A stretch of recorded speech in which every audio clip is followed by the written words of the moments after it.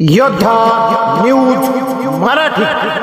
अक्षय पराड यांच्या पुढाकारातून 397 राजगुरू नगरकरांची आरोग्यवारी.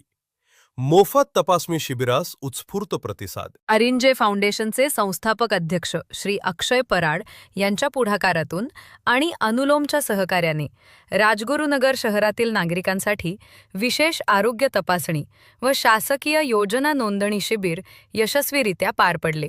या शिबिराच्या माध्यमातून तब्बल 397 नागरिकांनी मोफत आरोग्य सेवांचा लाभ घेतला.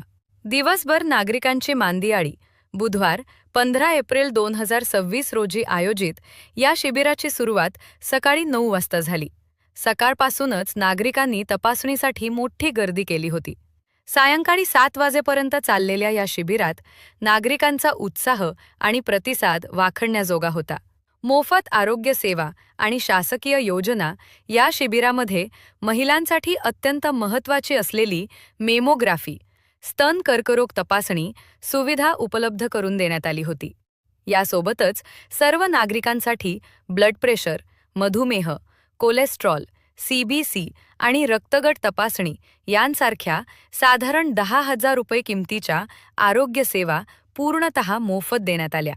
आरोग्य तपासणीसोबतच आयुष्मान भारत कार्ड, संजय गांधी निराधार योजना आणि श्रावणबाळ योजना यांसारख्या महत्त्वपूर्ण शासकीय योजनांची नोंदणीही या ठिकाणी करण्यात आली.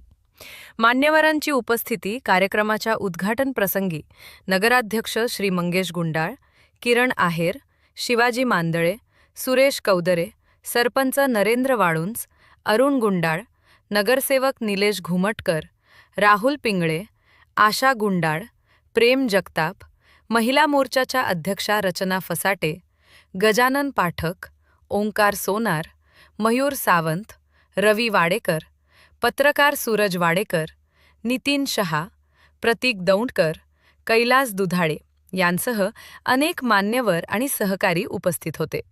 नियोजन आणि संकल्प शिबिराचे यशस्वी नियोजन अनुलोमचे जनसेवक श्री मयूर भगत, सिद्धेश लोहोट, प्रेम गायकवाड, सिद्धेश भोसले, आदेश कुंभार आणि अथर्व गावडे यांनी अचूकरित्या केले. यावेळी बोलताना अरिंजे फाउंडेशनचे अध्यक्ष श्री अक्षय पराड म्हणाले की राजगुरू नगरकरांच्या हितासाठी येणाऱ्या काळात विविध विषयांवर अधिकाधिक जनहिताची कामे राबवण्यात येतील. आरोग्य तपासणी आणि शासकीय योजनांचा लाभ एकाच छताखाली मिळाल्याने राजगुरुनगरमधील सर्व स्तरातून या उपक्रमाचे कौतुक होत आहे. या बातमीचा आढावा घेतला योद्धा न्यूज मराठीचे संपादक नारायण सूर्यवंशी यांनी.